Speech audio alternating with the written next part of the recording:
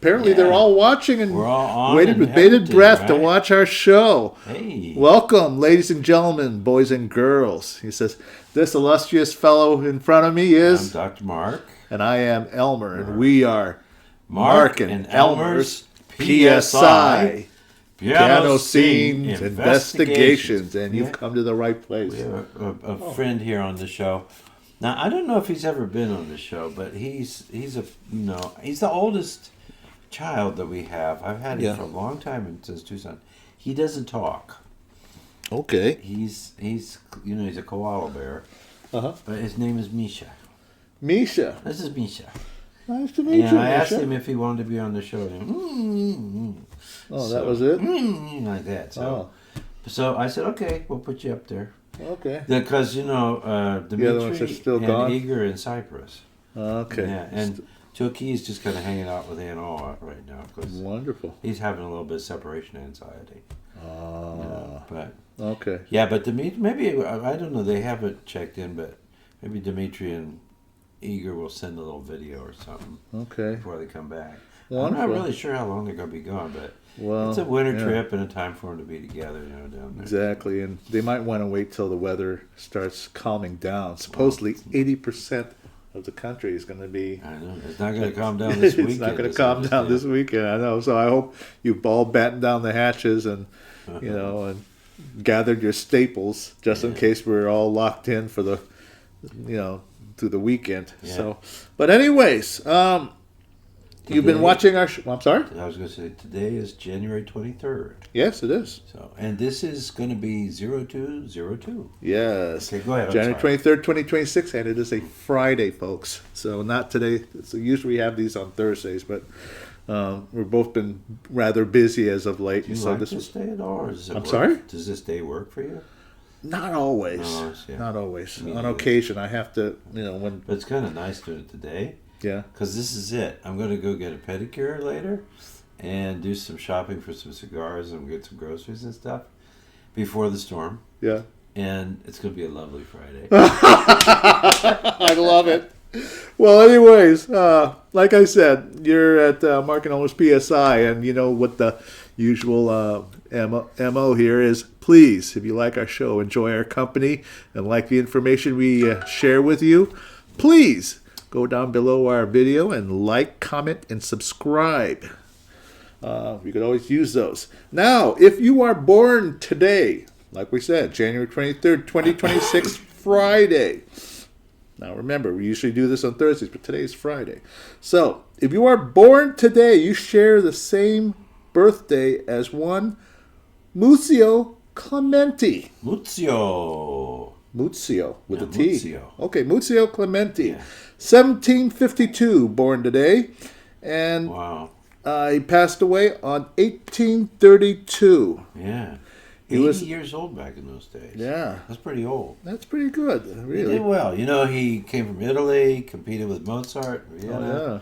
And then he had real good sense. He went to London and started business in pianos. Yes. And of course, he was teaching, but ultimately manufacturing of his own brand of piano. Oh, yeah. A very unique brand. Yeah. If any of you pianists are watching there who have traveled the world, let us know if you've tried one of his pianos. A Clementi piano. Yes, a Clementi piano. And he had a student and an apprentice of sorts. Oh, yeah. Who was very important historically. You know who this was? Is it Hummel? John Field? John Field. I was thinking Hummel. John Field ending up in Berlin and then in Russia because of Clementi's piano business. He actually moved there to represent it. Yeah. And then he ended up getting hired in the Russian court. Wow. As a court pianist. And of course he more or less invented the nocturne. The nocturne, yeah. Wow, boy, the connections these people have. Yeah. But anyways, Clementi, Italian composer, pianist, teacher, piano manufacturer, and publisher. So apparently he did publish music. But get a load of this. I was surprised about this. Mm-hmm. His full name. This thing's a mile long. Muzio Filippo Vincenzo Saverio Clementi. But you know Mozart's full name? Well, I thought it was just Johannes Chrysostomos Wolfgang Amadeus Mozart. Whoa. Yeah. They did that back in those days. You know, they appended names because of different relatives and things like that. Wow. I actually have 4 in my name. Well, how long did it take for you to memorize Mozart's full name? That's a long name. I'm teaching my students out of a book, the Faber books, and there's a music piece called Mozart's 5 Names. And it gives me Johannes Chrysostomos Wolfgang Amadeus Mozart at the end of the piece. Really? I've had a few of my students play it, so yeah, I remember that. Wow. That's amazing. So, anyways, before we commence on, my pitch. Oh, yeah. Okay. You only brought that one with you? You left the other one on the bedroom stand, right? Well, right. Okay, are you talking about this little one? Oh, no! Yeah. You have a little carry-all version. Well, yeah, sort you of. Put that but in your purse. This is no longer sold. The No size. way. Yeah, it's Just a little dinker one? Yeah. But I still say it's the best one in the market. If you find another piano polish brand, let us know. Give them a show. But wow. So years ago, I bought this. Okay, and I had just recently purchased this. So it's significantly smaller, but it's full. So, oh boy. You know what? This was in my car last night, and it feels like it's ice. So it's frozen, so we'll have to let it melt down a little bit. But anyways, if you still have one of these, then you're a lucky owner of one of the original sizes of the Corey piano polish. These are super high gloss, so tired of those fingerprints. Got dust. It's been collecting dust. This is your best remedy. At least from what I've used. Okay, anyways, in case you don't have one of those, please get one of these. It's lemon oil for those older pianos that have and basically wood finish pianos. Yes. The ebony, not so much with that stuff usually, but okay. But any kind of wood grain piano, it's nice. Okay. What he said. This one. Okay, so I mean, I think the ebony should be able to take it, but because it's wood, and my dad always carried lemon oil with him, and he'd go to houses, and depending on the condition of the piano, I don't know if he charged him a little bit more to rub it all down and do it, but he always kept it with him and advised the people to use it because it's like your skin; it almost just dries out if you don't moisturize. Yeah. I never leave home without it. You know, you never know when, what kind of piano what condition the next piano you play on is going to be like, and you know, in case my playing stinks, at least the piano's going to look good, right? So, anyways, we had a very busy week. You've all watched our first numero uno episode from last time. You know, we had a lot of material that day, and so some of it did a big show. Oh yeah, it was a very big show. 2 hours and 18 minutes. I know. But we had so much stuff to share with you, and lots have happened since December. Okay, so, but anyways, so I'm told you had a piano recital with your kids. Yeah, actually. I teach at, they call it the Powell Academy of Music, which is like where the mothership is. But they have other branches here in Lewis Center, Hilliard, and down in Gahanna? Gahanna? Forget. There's 4 of them anyway. Okay. I really liked this program that I got. And I did 2 things. So back on the 10th, 5 of my students played in the piano recital on a Saturday. You know, did a good job, I thought. You know, really well, very confident. Even the 50-year-old emergency room doctor, he played. Wow. And it was nice to hear the kids play. Then last Saturday, they had asked me in advance if I wouldn't be willing to accompany some voice students that study in the program. And I said, okay. And they eventually sent me 22 of them. Gosh. 2 of them didn't end up doing it, but I think at least 20 of them did. So last Saturday between 12:30 and 7 in 4 different time slots, I had my 20 kids perform. Wow. And really all of them were, fine. A lot of them were really quite good. Tell us about the repertoire. Some were terrific. Repertoire. Well, there's a lot of Broadway stuff. Newer stuff. Okay. And then there's some traditional things, I'd say, going back probably to the late 30s or 40s. Really? And I sang Over the Rainbow. All right. The thing of meeting in Berkeley Square, Yeah, the Nightingale. Nightingale in Berkeley Square, we did that. Oh, and the Jiminy Cricket song. Remember Jiminy Give Cricket? it a little whistle. When You Wish Upon a Star? When You Wish Upon a Star. Done by a 10-year-old boy. Wow. This kid definitely, if he wants to, he's going to be a pro someday. He already sings like one, just a little one, but his voice was actually pretty good. It reminded me of a professional choir boy kind of thing. Okay. And what was really cool is the kid started to sing and was doing his thing. I just started, with them when they're younger, you play a little bit more tick-tock, tick-tock. Yep. But he started to sing, and I just started to accompany, just dovetail and kind of slow down, speed up, just move things based on the words and stuff. Kid was totally glued to it, just all the time.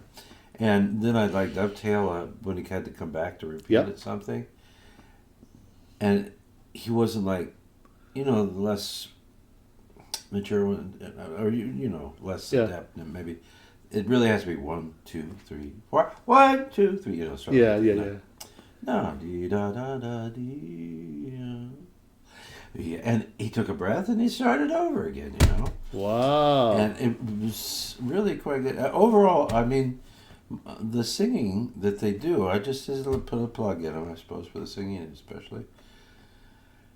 They've got many different teachers, I think, that are working there. But with those 20 students I worked in, and that was about half of them that sang, I think there's probably close to 40 that sang that day. Wow. I didn't hear them all because sometimes I left the room after I was done. But these are all from the same school. Yeah, maybe different satellites, but the same Powell Academy of Music thing. They were anywhere from 10-ish or so up to 16, 17 maybe. So how long did this take you? Well, I was there the whole day from 12:30 to 7. And then I rehearsed with them on Friday and Saturday the week before to, get ready with them. Wow. 15 minutes each or something. But, no, I was going to say that I think that the voice teaching is actually, as I heard them sing. Yeah. And they all have, somewhat different voices in different places because of age and development and all that. Yeah. But in terms of what they were doing, said to me that the teaching and the preparation is actually pretty good. Wow. That they're being taught pretty well. I mean, there's different ones. One of them is a doctoral student at OSU, but working really creatively with some different things. The repertoire was anything from pop schlock a little bit to very contemporary kind of off-Broadway or Broadway stuff. Okay. There's one piece, I can't remember it now, but wow, it was... She sang very well, and the song in and of itself and its musical composition, the emotion in the song, and I'll try to find the name next time or something.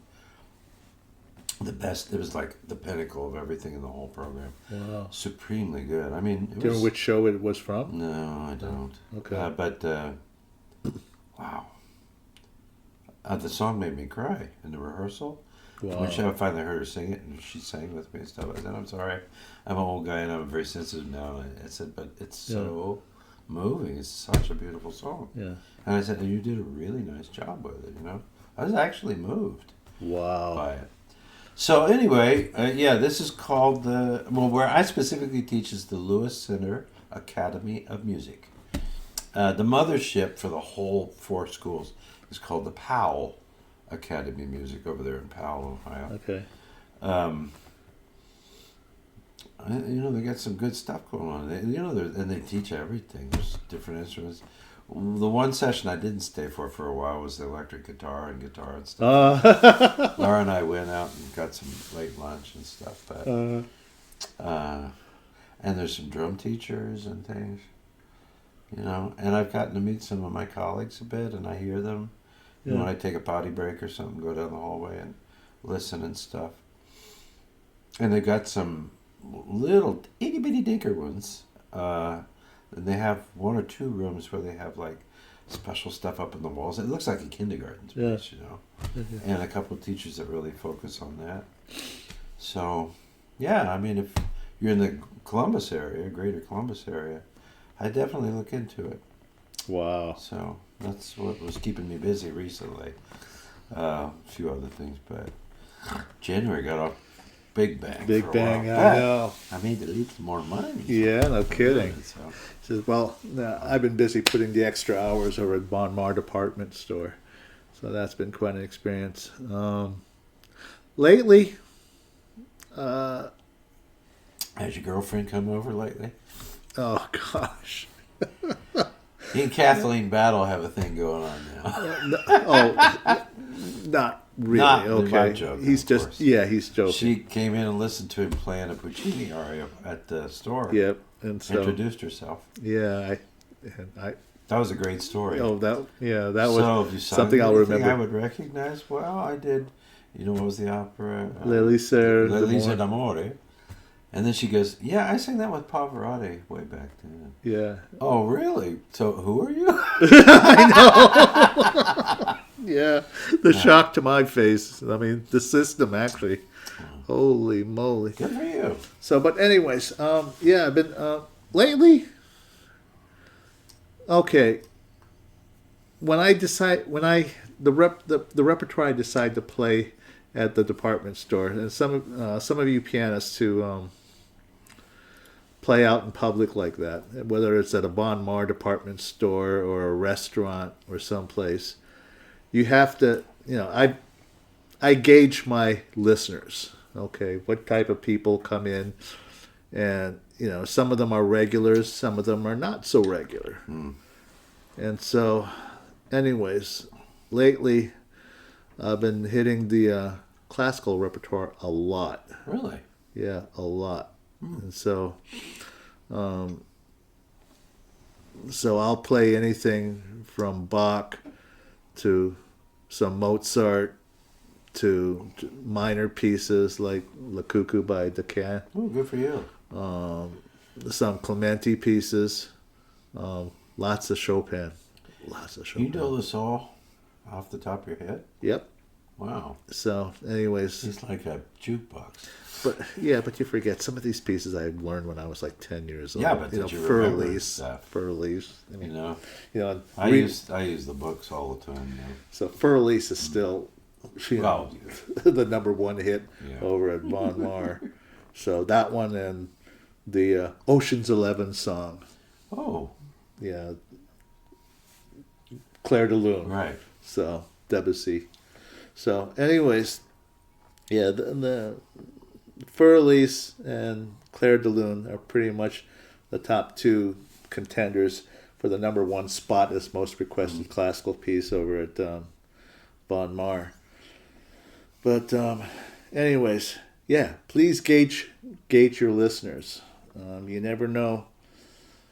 I mean, I'll have to say that every once in a while, and this is the truth. Okay, you'll have younger customers that come in the store, and they'll behave rather unruly.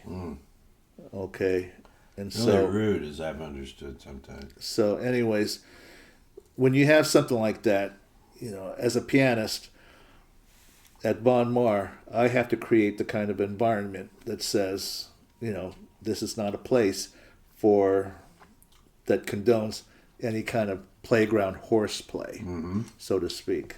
Okay, it's not the forum to do that kind of stuff where, they're trying to get a video or a TikTok video in the middle of the store, which happens on occasion. And it's only just because they just want to show off, or I don't know, what do they call it? They want to hit that gold mine viral video in the middle of the store. I refer to it as being assholes. Okay. This is not meant for children, so okay. we can probably get away with that. Yeah. Okay, but yeah, we can. Yeah. So thank you, Mark. Yeah, he wouldn't say it. He's too nice. Well, it's just. But he's the one that has to put up with it sometimes. Oh yeah, very much so. But anyways, yeah, be aware of your surroundings. I'm glad that we have a very fine piano that's rather glossy, so I could look and see the reflections from behind me and off to the side, see what's going on around me. Because I can't always look. I don't have eyes in the back of my head. I'm sorry, I just don't. And so I'll often look at the reflections from the fall board, or sometimes even the music stand if I feel like I need the music stand up, and I'll be able to see behind me. And oftentimes, I'll catch teenagers, or somebody that's just has no shame in public, dancing behind me, like, or making rude gestures and things like that behind me. How often does that happen? It happens particularly. All right, I'll pick the Weekends. nights. Friday and Saturday nights. Yeah. I'm sorry, it happens particularly on Saturday nights. So, and it's mostly happens a lot when kids are out of school for winter break or spring break or summer break. Now, if I understand, is it possible that these people put this stuff up? And when I moved back to the United States, when I was living abroad all those years a lot, and as a professor and actor, I didn't do a lot of social media stuff. And my students at the university were the ones that introduced me to YouTube. Which was extraordinary. Yeah. I spent just 4 hours that night just looking at YouTube videos, amazing things. I know. But I didn't do the social media stuff very much. I could communicate with emails. And that's still my preferred way of doing it. I know it's old-fashioned now, but I mean, I do this texting stuff to just quick message people, but I still I kind of backed off of Facebook mostly just because in some cases I put something up, an opinion about this or that, and then I just get slammed with other people saying, "You goddamn communist, you're, one of those second Democrat or something, whatever." And I said, "What the hell do you know about me? How could you say something like that?" People just say all this crap. So I do tend to put things up, but it tends to be more music oriented or certain things I'm interested in. Sometimes funny animal memes I like. I like those. A few different things like that. Sometimes I put up recipes, from people. Recipes is good. I stay out of the political arena because it just was draining.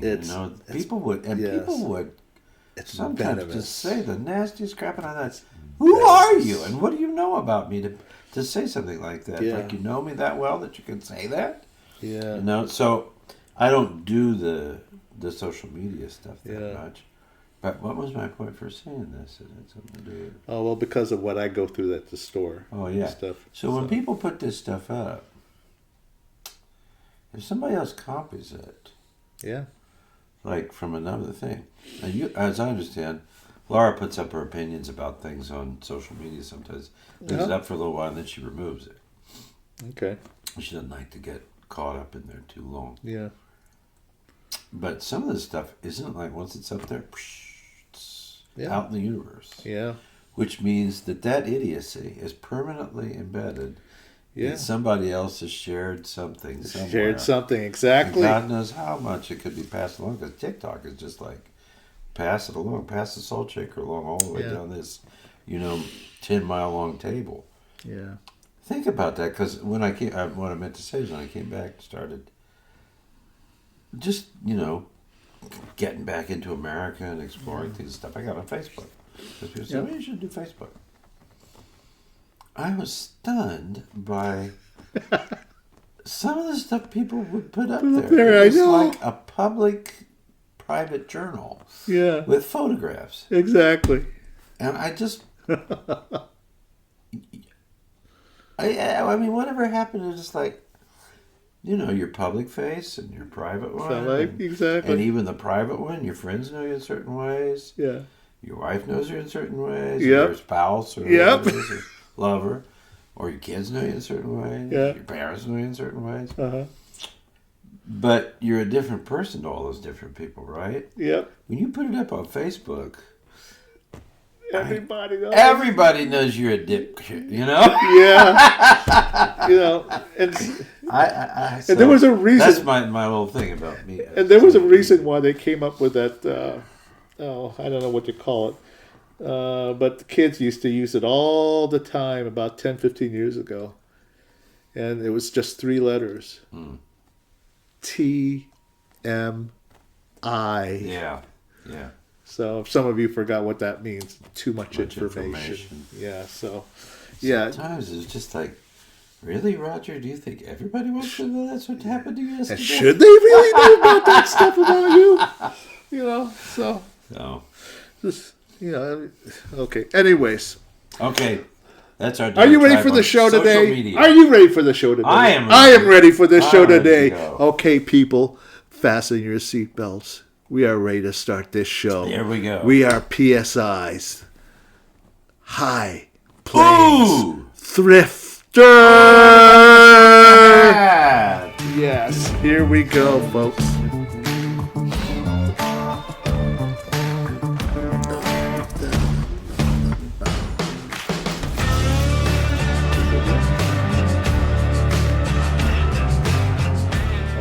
Cool. Yeah, are we good. On? Oh, we are on. They're back. Like your hat? This is one. Oh my gosh! All right. What about that? Well, his hat was it nice? It's not bad. He doesn't talk. That's all he does. Like that. So, can you translate that? No, I don't know what he's saying. Okay. Well, he's very affectionate, though. Well, I know koala bears usually are. So, ladies and gentlemen, little boys and girls, we don't have kids, right? Ladies and gentlemen. We put this officially, no, it's not made for kids. Okay. Ladies and gentlemen, if you're out there, please, I welcome you to Marc and Elmer's PSI's High Plains Thrifter. Here we go. Did we ever tell them how come we called it High Plains Thrifter? I was just about to ask you. Why don't you tell them what it means? Okay. Thrifting, right? Yes. You know what that is? You know what that is. But the title itself. He's the king. High Plains Thrifter. This is the guys. Okay, so we had this. We talked about this segment, and Mark noticed that I go dumping in the dumpsters in some of the most darkened and dusty areas of thrift stores and antique stores, truly like an old nasty basements. These big, huge cardboard boxes you practically dive into and find stuff. Yes, exactly. And he likened me to Indiana Jones, which I was very flattered, actually. Yeah. I was very flattered. Yeah. Okay, but it's how do you come up with a title for that? You're likened to Indiana Jones, and so Clint Eastwood. Or Clint Eastwood. That's he was a wanderer. Right? Okay. Yeah. Now you've ever seen the movie? Have you ever seen High Plains Drifter? Drifter, yeah. Yeah, a very spooky movie. Yeah. It's actually got some paranormal undertones in the movie. You know one of them Sergio, what's his name? Was one of them Italian Leone? Sergio Leone. Yeah, spaghetti westerns? Yeah. I think it is. I was surprised. What? How many of those ones that are really famous, like from the 60s. Uh-huh. These famous westerns, and Clint Eastwood was in a few of them. Oh, in a few of them. They're all these Italian-made things. Exactly. Nuts for it. And his name was Sergio Leone. Yeah. And was it Morricone who was the big composer? Ennio Morricone. Well, yeah, he's a composer, but he's also a serious composer. But he also directs. But there were some guys who were really famous for writing music. Yeah. It's like da da da da da. Yeah. That one? That one. That's written by an Italian guy. Yeah. For an Italian cowboy western. Yes, exactly. When I kind of got into it and looked at it, yeah, I was stunned about. I mean, I figured, they make him, some of them. Like, yeah. No, a lot of the really famous ones, the really gritty ones, some of the great actors. Some great actors. Those were Italian made, Italian produced. And in a lot of ways, historically, they're far more accurate than what we were producing here in America, because they made them our westerns. I mean, and I still respect them. John Wayne, they just look too good on screen. But then the Italians came up, and they made them. Even fingernails were dirty. Yeah, the fingernails and the hands, how dirty they were, and you saw the bad teeth and the beards, exactly, the facial. Sweating. It's hot in the desert. Yes, exactly. And I mean, if they were lucky, they had cotton. But can you imagine this back in the 19th century? Because then people dressed, right? Yeah. Can you imagine wearing a 3-piece wool suits out there in the West, especially like the Southwest? Yeah. Oh my gosh! How did they do it? And there's no air conditioning. Nope, there isn't. No electricity to make them fans go around. Exactly. No wonder people drank whiskey all the time. Oh, yeah. Well, and I would imagine wool was quite a commodity, because it's supposedly, isn't it supposed to keep you somewhat cooler in hotter weather? Well, somewhat? yeah. I mean, it depends on how it's woven and how thick it is and stuff like that. Yeah. But the big point was it stood up for a long time. Yeah. It did. So, and it would take washing and stuff like that. They had Chinese laundry people to do that back in the day. Exactly. So, anyways. Cotton was harder to come by in certain ways. And apparently it's quite an ordeal to turn it from the cotton into cloth. Oh, yeah. There's a lot involved in doing that. You need one of those spinning things. Well, not just that, but the way they use chemicals and stuff to create cotton. An old way. Gotcha. Yeah. So, anyways, we are now High Plains Drifter. So, you got some stuff here. I saw the pile. Well, we could. Okay. I only brought like one thing. Okay. So, well, So, and you saw this probably in the last episode. It was still sitting here. So, well, I cut a few things out because ultimately they're not so important. Okay. Here's a totally non-musical one. But years ago, I don't know if it was here in the States when I first discovered them, or I was abroad, because I lived in Cyprus, which at one time had been it was, in the early 20th century, a British kind of situation. But you ever heard of the Two Fat Ladies? No, I haven't. Yeah. So, I won't go into it hugely, but there was Clarissa and Jennifer. Okay. The one with the glasses is Jennifer, and this is Clarissa Dixon. Oh. I think that's the way it works, right? I don't see their full names, but... Okay. It's right there in the front. Clarissa Dixon, right, and Jennifer Patterson. There you go. Well, I would say, both of them were from... not super high class, but definitely higher class. Okay. Well-situated families at one time. Jennifer was very independent and did her own thing in her life. Clarissa, I think, maybe was a little bit more in touch with her family and such. But there's, the British. They definitely have a class system over there. Or maybe people say, no, we don't. Well, you did, and you still do. You have a House of Lords, guys. They have their jobs because they live in those big houses in that big fancy land, right? Which is more or less given to them by the monarchy. Okay? So, but anyway, they came up with these two ladies who, they were busy with other things. And I don't know exactly the exact story, but there's a video about it. Okay. How they got put together. And I think it ran for 4 seasons because then Jennifer got cancer and she died. Oh. And this book actually was released after her death as a way of celebrating them and her. And Clarissa did all the editing. Uh-huh. And this is some of their favorite recipes from all of the things that they collected or showed in their shows, or in some cases not, but that they but they loved, and she wanted to share them. What was the name of the show? The Two Fat Ladies. That was it? I think so, yeah. Wow. That's how they came up with it. That's a very British kind of thing, you know? Oh, was it on BBC or something? Yeah, or something like that. But okay. The really cool thing is that famously, Jennifer drove motorcycles. No. So they got a motorcycle with an extra large sidecar. Oh. And it was a classic one, you know. Oh, wow. And they would go around in their sidecar or their motorcycle sidecar. That's how it would show them arriving to the place they're going. Oh, God. And being England, sometimes crappy weather, so they got all the stuff on, the rains things, and their thing, and the goggles and all that. But they'd show up. They took Batman and Robin shtick, man. But they would come and cook. Okay. For a special occasion. All right. In many cases. And it was just wonderful to watch because they did not cut corners. Really? I mean, they used full fat this, real piggy that, and real lard, and all the things, and they use real parts of the animal that's just like Anthony Bourdain would say, you know. Yeah. Here in America, we eat, what, like 1/8 of the animal and throw the rest away. He said, well, the rest of the world eats the whole thing, you know. Wow. I just love their passion and their directness, their honesty, and their humor and everything. It was a great show.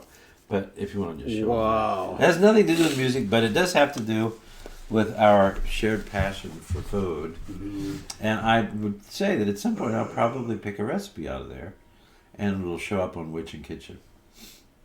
I have all of their books that they released from their cooking series, and I have the shows on DVD. Oh, wow. And then this one showed up, well, it's been around for a while because she died 2005 or 6, something like that. I don't know. Wow. But I found it and I bought it. Wow. Then now this is, I'm going to go backwards. This one I actually read portions of when I was in graduate school. This is some dense reading because it's originally in German, and it's very scholarly. It's very deeply thought. I would say this is a philosopher musicologist. Mm-hmm. But you know this Carl Dahlhaus? You know Dahlhaus? No. So this is the book, Carl Dahlhaus's 19th Century Music, released from Berkeley, the University of California Press. Wow. It was a series of things that they released, and the 19th century was a special collection of various writers and things that they did. This was the beef and potatoes book on 19th century, and it's a worthwhile endeavor to read. But I would emphasize the word endeavor because it's excellent translation. Uh-huh. Frankly, I've never read it in German. But you can tell, I would say the person that translated did very well bringing it in English, but they maintained a kind of slightly convoluted words order and the vocabulary and so forth. I know German. I speak German. I can tell this is a German writing this stuff, you know, and the way it's translated. Thank you, translated, that they maintained that actually in a way. But it's a bit bullish to read. But boy, this guy put some thought into it. It's quite a book. I must say I've never read the whole thing, but I started to read portions of it since I got it. Yeah. And, wow. We did have some reading from some chapters in a class when I was in grad school. Carl Dahlhaus. Wow. I'll show. Yeah. It is translated by J. Bradford Robinson. Beautiful book.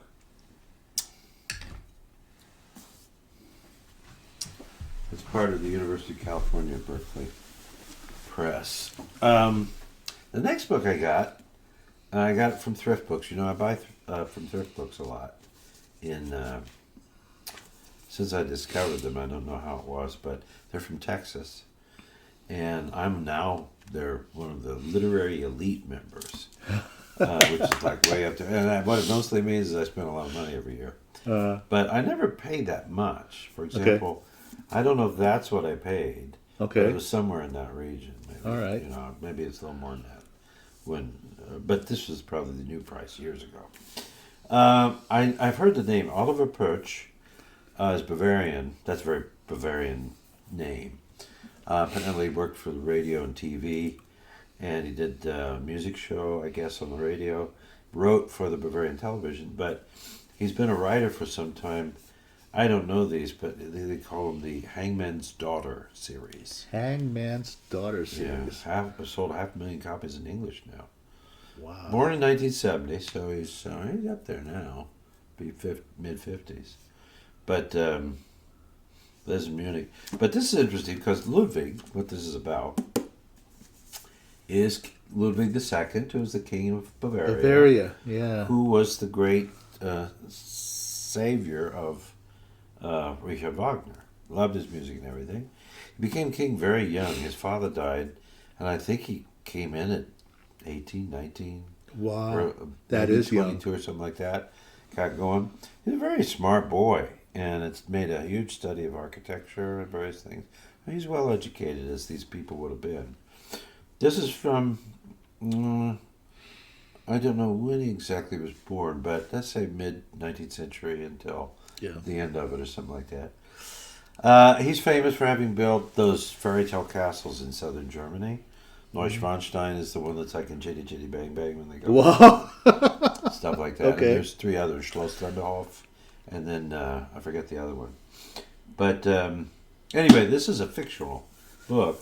Okay. And it's interesting. What happened to him, he spent an extraordinary amount of money, which he had the freedom to do as the king, in building these castles, which they were actually made to live in and have guests and such.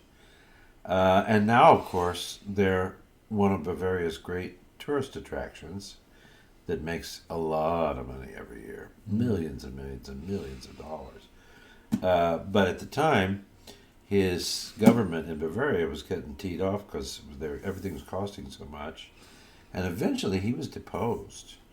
And interestingly, died shortly thereafter, apparently either a suicide or an accident, in a lake where he drowned, and the water was about waist high. Oh. So it's always wondered what happened. Yeah. Was he murdered? But this kind of stuff and all that, I never see anything about that. Yeah. Like Jack the Ripper, if he was a member of the royal family, are you ever going to really know the truth? Yeah. Anyway, so what he's done, he's taken a story where a cryptic journal is discovered amongst his papers later on. Okay. And there's a contemporary bookseller who finds it and gets it. Turns out there's people in the world that want that thing and they're willing to kill for it. So they've created this really cool, he's created this very cool mystery story where he's blending real facts and stuff from the 19th century character and bringing it into the 20th century contemporarily and creating a really good kind of detective murder mystery kind of story and all that. Pretty cool. How do you say that name? Oliver Perch. Perch. Perch. Perch. Almost like the fish, right? Okay. Perch. That's he's a Bavarian guy. That sounds like a very quite a nail biter. Yeah, well, Laura always picked it up and started reading it. Cool. She says it's pretty good. So she had it, and so I haven't looked at it yet. But okay. Now this one was discovered totally by accident. I did not This is the know. one I'm looking for too. I found it on eBay in December because I was looking for something else. Yeah. This popped up. There was a woman named Harriet Bauer who lived from the 1850s through the 1930s, I think. Apparently comes from well enough to do. It looks like she's from, instead of Albany, which I think means New York, probably. Her family was well enough to do, I think. But she and her sister were sent to France, or to Europe at a certain age. When they come of age and all that, and they went to do their European trip. But not just as tourists, they went to study. Yeah. Her sister Mary, I think it was, went to Paris to study art. I don't know about her. Yeah. And then she went to Berlin and studied initially with Scharwenke. But that didn't last too long because he wasn't around a lot. Yeah. So the really good fortune for her is she switched over to the Klindworth Conservatory, Karl Klindworth. Wow. Now, that name is very important because he was a great supporter and friend and arranger of Wagner's music for piano solo. Yeah. And he actually arranged some of the famous reductions that were used in the rehearsals. Yeah. And he ultimately, Karl Klindworth and his wife didn't have children, but when they were older, they adopted Winifred from England, who was by blood related to some German people in Germany. And Winifred, whatever her original British name was, her parents were killed in an automobile accident. I think it was both of them. And she was only about 14 years old or something like that. And she, well, I didn't know what to do with her in England. Anyway, they sent her to Europe, to Germany, to be adopted by and taken care of and raised. And I'm not sure exactly how she got, if they were relatives or something, but she ended up with the Klintworths, Carl and his wife. I think they were older. They could have even been practically grandparent age at the time. But they were very good to her and really took her everywhere and did everything. And she became fluent in German and really, really adapted to the whole situation. Come on, Berlin in the mid to later 19th century, later especially. And, I mean, what a life it must have been. Well, this Winifred became Winifred Wagner because she married Richard Wagner's son, Siegfried, and gave him 2 boys and 2 girls, 4 kids. And she became the Winifred Wagner, who became very, very pro-German and even pro-Nazi, and unrepentantly pro-Nazi. Some people wonder if there's a crush between her and Wagner, maybe her, not Wagner, Hitler. I have a book that they wrote that was kind of about that, but the Winifred that I was talking about became Winifred Wagner, married Siegfried and had the kids. Oh, wow. Directed the opera festival and the house and everything during the Nazi period. And when they went at the end of the war to kind of denazify her, she didn't have nothing of it. She was unremittingly, up to the end. And there's a really great video that my friend Klaus gave me where they interview in the Siegfried house much later in life and talk about a force. Wow. Amazing. Well, anyway, this girl studied with Karl Klintworth at the conservatory. And shortly after she became a student there, Hans von Bülow would occasionally come and do master classes at the Klindworth Conservatory. Well, he came for a month to do classes, and she was able, in that way, to meet him and learn from him and everything. Hans von Bülow was a student of Franz Liszt, and married Liszt's daughter Cosima, and they had a couple kids together, I think. And then, or at least one. Is that Blondine, maybe? I don't know. But eventually, then what happened? Well, then he got connected through Liszt with Wagner. Became quite a Wagner proponent, conducted his music and everything. And his wife fell in love with Wagner. Left him and became Cosima Wagner. And yet, von Bülow never separated from them. He continued to work with them and conducted the music and all that kind of stuff for the rest of his life. Apparently, he did become sort of a Brahms supporter. Well, that too. So he did. But he never left Wagner in terms of doing his music. So anyway, Harriet Brower had that kind of experience. She came back to the States and opened some different. I think she taught at a girls' school in Minnesota. In upstate New York or somewhere in the East. And then what she did, interestingly, was through her connections, I'm sure, and she must have gotten involved in journalism. She ends up doing these interviews. With the stellar, illustrious list. The of Golden artists. Age pianists. That's what this is. I seen this book years ago over in the Findlay Public Library. I'd never heard of it. It was a hardback. They had it in hardback, Well, and the pages were almost falling right out of the book. This is a Dover republication. Yes. Oh, copyright 2003. So that's part of the reason why I wouldn't have heard of it so much. Yeah. I was practically overseas by then. Yeah. And done with my doctorate and everything. Yeah. But it's a compilation of 3 different books from 1915, 1917, Yep. and 1926, where over those period of years she interviews some of the best, really, I mean, the best people. the Golden Age pianists' words And are in this book. In the introduction, where they talk about her a bit, I think, is it Teresa Carreño, maybe? Teresa Carreño? But one of them just is quoted as saying that what she liked about her writing is it wasn't just an interview, ask these kids, but she apparently had a Barbara Walters kind of way of really engaging them at a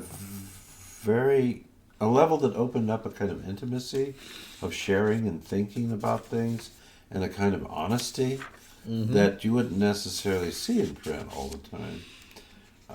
But they said, she's kind of like the predecessor of some of the great television interviewers of the 20th century. But she did it through the medium of print back at the time. Oh, I've read through just a few things here or there, but it's really fascinating. Oh, it's wonderful. I mean, it's one thing to see the photographs of these people, but, I mean, some of them wrote books. Like, there's a Hoffman book where he answers questions about piano playing. Then there's a little book that Levine put together about that. There's a few things here and there. And then in the... What was that music piano magazine called that I have a bunch of copies of? Etude. Etude magazine. Yes. Interestingly, Leopold Godowsky has a lot of contributions to the section in that magazine where they would teach a lesson in the magazine, pick a piece, and then pull it apart and figure out how to practice it and what to look for in performing and stuff. Godowsky contributes a lot to that. A lot of famous pianists did, which is one way they communicated. But this is really interesting because... And some of them wrote bios or autobiographies, and so there's certain bios written about some of them, but some of them never made. Like when I looked up Alexander Brailovsky, who, from a recording point of view, is really quite fascinating, and he had quite an amazing career. I wouldn't say he was ever in the same level of fame as Horowitz or Rubinstein or people like that. But he was well known. Especially in Europe, really. And of course, he did that first basic, complete Chopin concert series back in the 20s or something. And then repeated it at different times in his career. Did it at Carnegie Hall that same year or next year. And then he did it again on some big anniversary. Lived a long time. But when I looked him up, I didn't know. I didn't look too much in the David Dubal's book. Dubal's book, There's something in there. There's something in there, of course there is. But there's not much in Dubal's book. There's next to nothing in Wikipedia or online. There's no books that I can find about Brailovsky or anything. No. There is an interview in here. Yeah. There's an interview in the third book in the inside here, where you really get to hear what the man thinks and says. I gotta answer that. Okay. You go ahead. All right. Show it to him and gotcha. Take it from there. All right. Well, for all you pianophiles and serious piano students and piano scholars, this book is absolutely a must. Find it if you have the innate curiosity to find this book. It is published by Dover. Okay, Dover finally has reproduced it on a paperback, but it is a splendid book. I've already read the chapter with the Rachmaninoff in it, and what he says about piano study here in America. Mind blowing, absolutely. But it is basically an interview and writings about the Golden Age pianists, at least what we've been termed to call it. You have here Wilhelm Bachhaus, Paderewski, Harold Bauer, Hans von Bülow, Felicio Bisoni, Teresa Cranio, Osip Gabrilovich, Rudolf Gans, Catherine Goodson, Mark Hamburg, Edwin Hughes, Ethel Legинska, William Mason, Tobias Mate, Raoul Puño, Ernest Schelling, William Sherwood, Sigismund Stahovsky, Bertha Tapper. I don't know Bertha Tapper. Have you heard of Bertha Tapper? Don't know. I've never heard of her either. But see, that's interesting because she must have been something at the time. Oh, yeah, it has to be. I mean, her chapter is called Mastering Pianistic Problems. And then we have here the second series, which includes Amy Beach, Leopold Godofsky, Percy Granger, Joseph Hoffman, Ernest Hutchison, Raphael Josephi, Edward McDowell, Guillermo Navias, Leo Ornstein, Martinus Sieveking, Mr. and Mrs. A.K. Virgil, The Necessity of a Thorough Foundation. Oh, look at this. And then interviews with the modern masters of the keyboard. Modern masters from 1926. You have here Alexander Berlovsky, Alfred Cortot, Erno Dochnani, Ignaz Friedman, Mark's personal favorite, Mira Hess, Wanda Landowska, Beno Moseyevich, Vladimir Depachman, even Sergei Prokofiev. And it's an interview, and she questions him about the futurism in music. And like I said, here's one with Sergei Rachmaninoff, Moritz Rosenthal, folks, and Alexander Soloty. Glimpses of Rubinstein and Liszt. So he's going to comment on Rubinstein and Liszt. This is an amazing book. I'm very impressed with this book.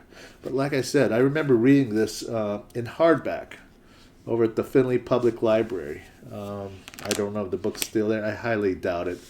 But the book was so old, the pages were virtually falling right out of it, and you had to be really, really super careful with that book. Books get old. But anyways, so we're moving forward. I want to bring forward someplace.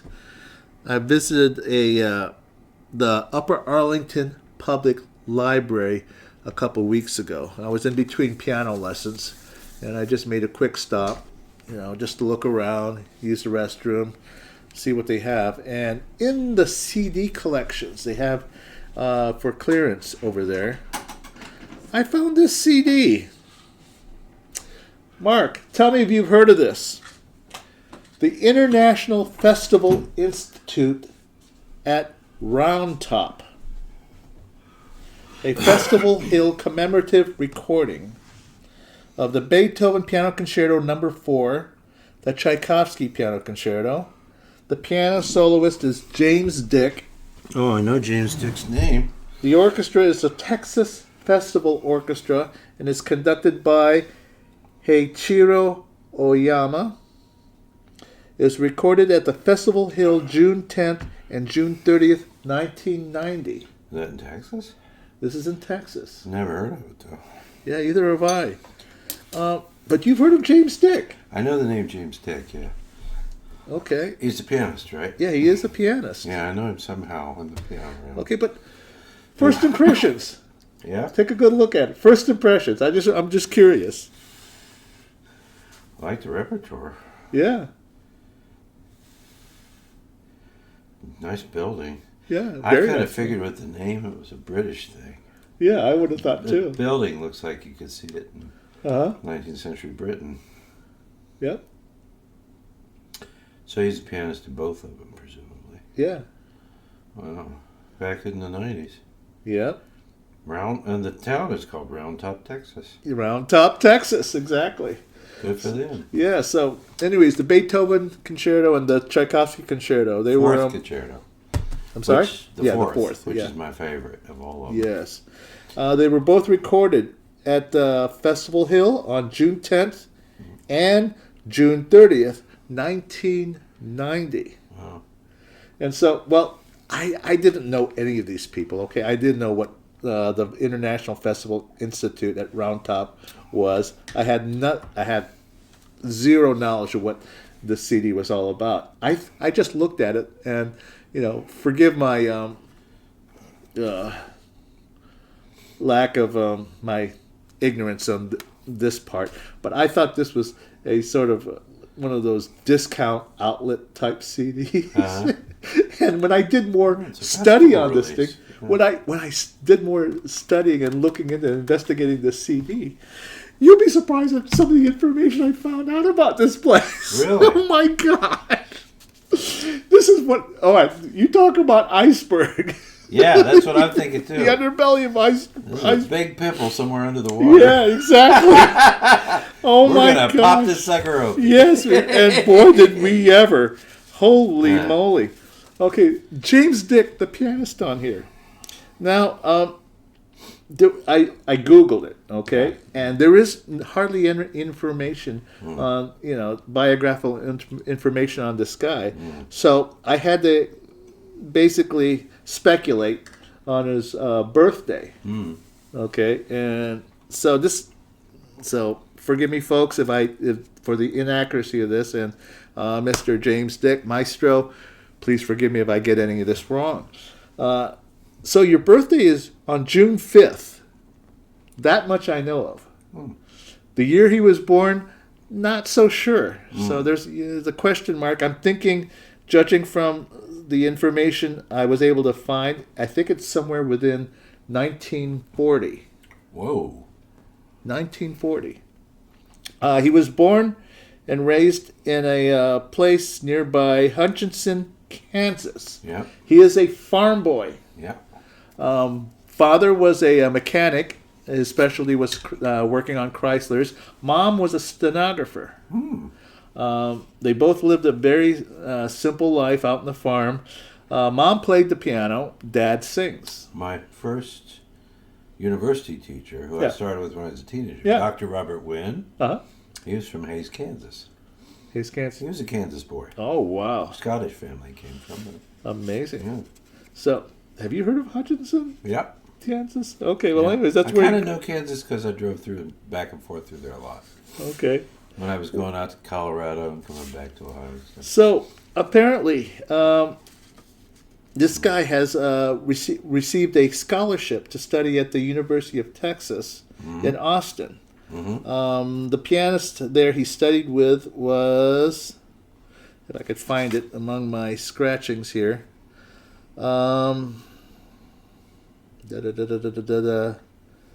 Dalies Franz, Dalies, Dalies Franz. Never heard of the pianist, but that's who he studied with. How do you spell it first name? Dalies, or Dalies, or Dalies, Or Dalies. Dalies. I doubt it's Dailies. Probably Dalies Franz. Okay. Or something like that. And anyways, he earned himself 2 Fulbright scholarships to study at the Royal Academy of London and to study piano with Sir Clifford Curzon. Ooh, I think that may be partially how I know his name. Howard Yeah. did a little bit of study with Clifford Curzon. He told me about turning pages for him. In some He did. He was infamously, and I recently just read some stuff about Clifford Curzon, which totally reinforced what Howard said. He says he was one of the most nervous pianists I have ever been around that played in public. Wow. He said he was extraordinarily nervous, bonkers nervous. And he turned pages for him in some concerts they did. Oh, he said he was an amazing pianist, Yeah. Really, I mean, wonderful ideas. And very researched stuff really deeply. Yeah. And was very opinionated about what he did, So he had sort of that Adolf Hensel nervousness serious, quality to it. So, but anyways, so get this. After studying with Sir Clifford Curzon, he moves on and becomes one of the major prize winners at the Busoni competition. That's also how I know the name. Yeah. Go ahead. He was also a major prize winner at the Tchaikovsky. Did not know that. He was also a major prize winner at the Leventritt competition. See, because I'm also starting to wonder. I heard a lot of concerts in my lifetime. Remember I told you I heard Feltzman? Yeah. Feltzman I heard in Wisconsin. I remember later after I was editing the show, I heard him at least once in Madison. Or maybe Milwaukee, but I think it was... But I think James Dick I may have heard live in a performance somewhere. Oh, my. That's how I know the name, too. Go ahead, keep going, because he probably ended up teaching somewhere, right? Well, actually, he's... he did wind up teaching in different places. Right. He's according to some of his interviews, he mentions how most concert pianists, they tour throughout the year, performing with orchestras and performing at halls, and then they take the summer off. Which is not really vacation. Yeah, so you're preparing for the next season, exactly. But he likes to spend his summers teaching. So which is the reason for the Round Top. Round Top is actually a location place between Houston and Austin. And he's always wanted to go teach during his summers, and the problem was he was bouncing from place to place, but what his real dream was to open a school of some sort. And enter Ima Hogg. Ima Hogg. Yeah, totally. There's a famous family called the Hoggs. Hoggg. Oh, right? Yeah. I forgot. There was Ura, Ima. I forget the names. Are you kidding me? Parents were very cruel. Ura and Ima? Yeah, there's like 3 sisters and a brother or something like that. They were very wealthy. They ended up that's what they getting said. Their family's money. Ima, I think, is the one. Was she the one that chose to be buried in her Cadillac or something like that? I have no idea. I don't know this story. They put her in the car and buried the entire thing in the ground. Really? No, but the name. I know Ima Hogg. Terrible thing to do to a human being. Oh my gosh, I didn't know that. They had Texas money and power. I was thinking that really can't possibly be the pronunciation. It is the pronunciation. Oh no! And there was Ura. I don't remember how she spelled it, but there's Ura Hogg and Ima Hogg. I don't remember the other ones. It was a sense of humor in the family, maybe, but pretty nasty. But on the other hand, oh my gosh, they were monumentally wealthy. So, okay, go ahead and laugh at a super wealthy lady whose name is Ima Hogg. Oh, please forgive me, but. All right, from here on for the rest of this segment, I'm going to refer to her as Miss Hogg. Okay, but you'll know who I'm talking about. Yeah. But anyways, Maestro Dick. Maestro James Dick was approached by Hoggs and Ms. Hogg. Oh my gosh. You're having way too much fun with this episode, Mark. Oh my gosh. Barnyard festival here. Buddy. So anyways, all right, from what I gathered from the story, Miss Hogg approached Maestro James Dick about whether he's ever heard of Round Top. And he says he's never heard of it. And so, anyways, apparently there was a very small location between Austin and Houston, where she wanted to start, a special festival of some sort or a school, which it actually interested James Dick, and so in 1971 he opened up this Festival Institute at Round Top, Texas. And eventually, in a few years, it became international, where hundreds of, potential musicians, mostly kids, would audition, and there was a blind audition. There you go, your blind auditions, in which some of the top of the the creme of de la creme, would be accepted into this place to study for a summer. So basically, it's sort of like an Interlochen, except, it's down there in Texas. And so they have this thing every year. And so this is since 1971, folks. Amazing. So he was sort of the founder of this place. He organized it, found the teachers. There's even an orchestra there. Which henceforth why we have this, the CD. Anyways, any information here? So, back to his development as a musician. 1958, he was in University of Texas, like I said, 2 Fulbrights, competition winners at these competitions, his honors, his awards. He was awarded the Chevalier des Arts et des Lettres by the French Minister of Culture. 2003, Texas State Musician Award. Later on, International Sterling Patron of Mu Phi Epsilon Fraternity. 2007, Arts Champion of the Arts Council of the Brazos Valley. Once again, in 2007, the Texas Lyceum Stewardship of Texas Value Award. So the awards were still coming in. I don't know what he's doing presently in 2026, but anyways, I was struck by this actual recording. I had to look up who this guy was. He has, if you're looking for, I don't know how to say it. In a world today of pianists where, these young pianists who are supposedly going to be the superstars of tomorrow. They have a lot of the performances of major concertos or major repertoire. I don't know if you feel this somehow, in a lot of sense, have become sort of, I don't know, in a sense, lean towards special effects, sort of a Hollywood approach to some of the concertos. Do you know what I'm saying? You're not going to get that here.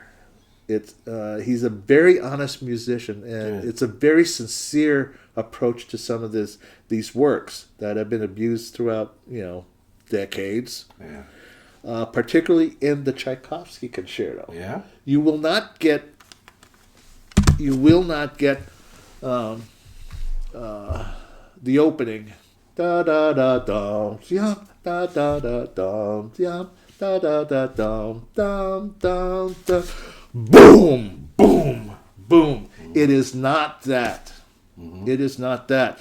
If anything, the string section, da ya da da, it's actually much more cantabile than I've heard in most performances. Good. The chords, boom, boom, boom. It's not bombastic. It's not. It's just he's just playing it. It's the only, and the impression I get is that he wants to build the work up to a climax, and it's too early in the work to be giving boom, boom, boom, boom. It's too early in the work, and so for that reason, he keeps it very calm, and it's actually very cool. Now, it sort of reminded me of a discussion I had with a colleague of mine. This performance, he had told me that. So this is, you're talking 15, 20 years ago, okay? 15, 20 years ago.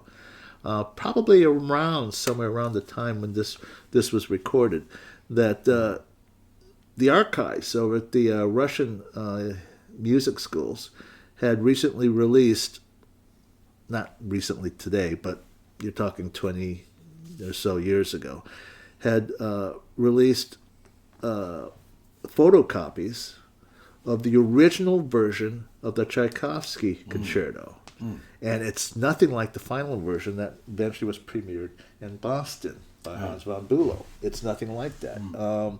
Dynamically, the thematic intentions and developments are much different from what I'm told by the final copy of the Tchaikovsky Concerto. I'm thinking, the dynamics are different. I'm thinking about the beginning of the Tchaikovsky. You're talking about that. Yeah. And I'm thinking at the same time of that Malcolm Bilson performance of the Jeune Homme in Hungary. Yeah. What I mentioned the last show. Of course, when Bilson's playing, he's playing the whole time. Yeah. Because he's playing continuo with the orchestra. Yeah. Which is very common. Yeah. And then, he breaks off and does his thing. But then most of the time, like at the end of the first movement, well, after the cadenza, it's pretty much done in the orchestra. He's still playing, right? Yeah. The beginning of the Tchaikovsky Concerto, I never thought about this quite like this, but really, of course, all the melodic material's in the orchestra. So the piano is fundamentally playing continuo harmonic accompaniment to what's going on. That's great. That's what that is. Right? Yeah, absolutely. Because nothing really happens until you're done with that part, and then when he starts to come in with those octaves like that, which is when the piano really makes its own contrasting interest. Right? But the beginning, I never thought about that before. The beginning of it is just, it's very nice, but it's just reinforcing the harmonic progression underneath the strings. With Yeah, exactly. Now, I wanted to talk about his approach to these works. There's a reason why his approach to these works are so unique. I guess he comes from a family, a farm, who were practically raising him on a farm. So, Mom and Dad apparently didn't. They were rather a shy family. Okay, they were a rather shy family. They kept to themselves. They had a farm. Dad would often, on a daily basis, go to the downtown, the closest town, and work in the garage repairing cars. And anyways, they wanted to offer their son, Maestro James Dick, the opportunities of an education that they didn't get as kids. Okay, and so for that reason, they didn't want him to be shy. And so they enrolled him in these things called expression lessons. Have you heard of that? Either have I. I've never heard of that, but that's what they called it in the on Google, and that was the interview. It said he was in these classes where they called them expression lessons, and what it was, he had an instructor there that used to read these stories to him. He'd read these stories, and his task would be to retell the same story, complete with these vocal inflections. Whether it's a question or sarcasm or sadness. And so basically, it was basically, learning how to tell a story expressively, which may have accounted for how he phrases in his music. Because it was very much like that. Like I said, the Tchaikovsky Concerto, the Beethoven Concerto, you're not going to get those flamboyant special effects or the real over-exaggerated dramaticism that we often find even in today's performances. But it was like he was just telling the story. That's interesting. I'm thinking right now, the difference between the piano students performing at the Academy recital and the singers. Yeah. I've always said, the singers have a big benefit because they have words. Yeah. That speak in a certain way, and will attach the artist more immediately to any emotion. Where instrumental music is fundamentally, what's the word I want to use? But, it doesn't have any immediate references which could immediately unlock emotional responses. You have to be more imaginative and understanding, creative with it.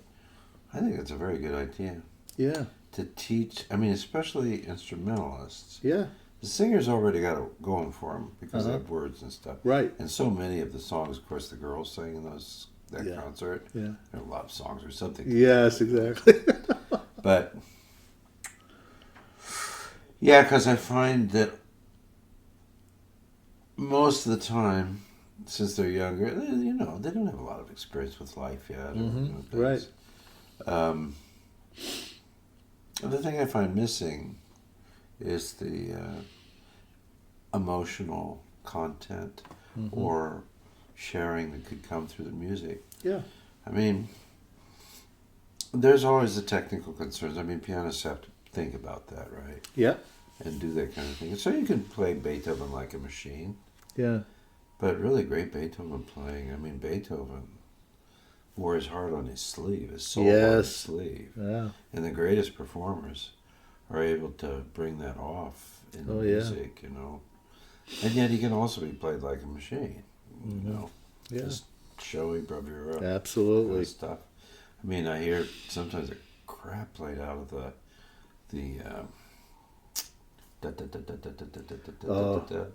Waldstein. Yeah. This is very strong, mechanical, maybe ridiculously fast. But then you listen to the Kempf. Yeah. And frankly, another great Beethoven player I thought was very emotional was, I'm slipping on names today. Gilels, yes, absolutely. His concerto performances of Beethoven especially. I mean, when he wanted to, the boy had that big Russian kind of sound. Yeah. And he played some stuff like that. Yeah. Some of his recordings of the Rachmaninoff etudes. Yeah. Yeah, I know. Like cannons to the right of me, cannons to the left of me, up above me and everywhere. Whoa. Take a break, dude. Yeah, I know.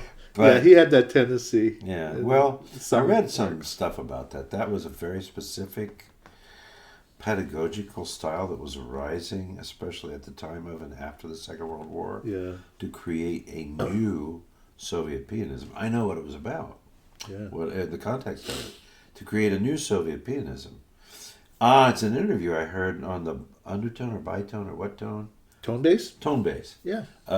With an interview with a Russian scholar, and a youngish guy, probably he's not even 40.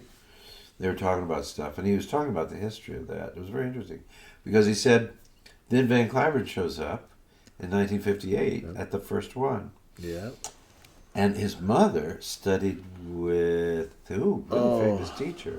Was it Godowsky or something like that? No, it wasn't. I know who you're talking about. But his mom studied. But he studied with a golden age pianist. She really did. So that was his first experience.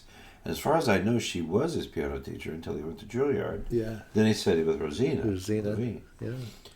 Boys completely got an ear and the whole technique out of the great 19th century Russian school of piano playing.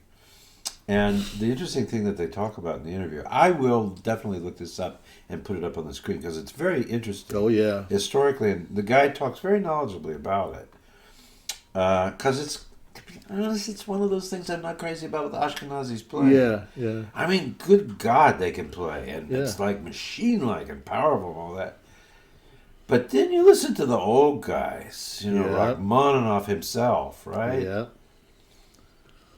The tone. Or Hoffman, who studied with Rubinstein, Yeah. The tone, the color, the shaping, the extraordinary pianism, my God. But not in some kind of